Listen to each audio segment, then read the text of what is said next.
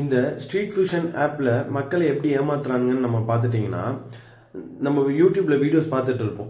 கீழே வந்துட்டு 4 ஷர்ட் 1000 ருபீஸ்ன்னு சொல்லிட்டு அவங்கள அட்வர்டைஸ்மெண்ட் போட்டிருப்பானுங்க. சரி இதை கிளிக் பண்ணி ஷர்ட் நல்லா இருக்கே ஆர்டர் பண்ணலான்னு நம்ம பண்ணும்போது சிஓட அவைலபிள்னு மென்ஷன் பண்ணியிருப்பானுங்க. நம்ம ஆர்டர் ப்ளேஸ் பண்ணதுக்கப்புறம் டெலிவரியை நம்ம வந்துட்டு பார்சல் ஓப்பன் பண்ணி பார்க்கக்கூடாதுன்னு அப்படின்னு சொல்லிட்டு டெலிவரி பர்சன் சொல்லிடுறாங்க.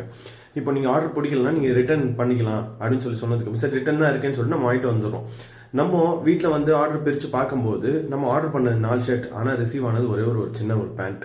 அப்படி தான் நம்ம ஒரு ஃப்ரெண்டு ஒன்று ஏமாந்துருக்காரு. நம்மளோட வீடியோவை பார்த்துட்டு ஜஸ்ட் நீங்கள் வீடியோ பண்ணுறீங்களே எனக்கு இந்த மாதிரி இன்சிடென்ட் ஆகிருக்கு ஜஸ்ட் நீங்கள் அப்லோட் பண்ணுங்கள் அப்படின்னு சொல்லிட்டு சொன்னதுனால நம்ம இது ஜஸ்ட் ஒரு அவேர்னஸ் தான்.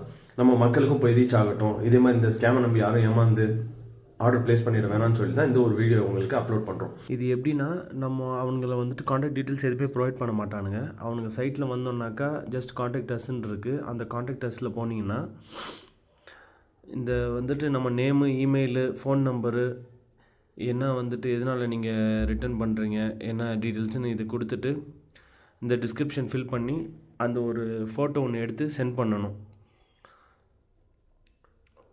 இந்த சென்ட் கொடுத்துட்டோன்னா ஜஸ்ட் ஓகே தேங்க்ஸ்ன்னு சொல்லி வந்துடும். அவ்வளோதான். அங்கேருந்து எந்த ஒரு ரீப்ளே எதுவுமே வராது. அவ்வளோதான். நம்மளை முடிச்சு விட்டீங்க போங்க.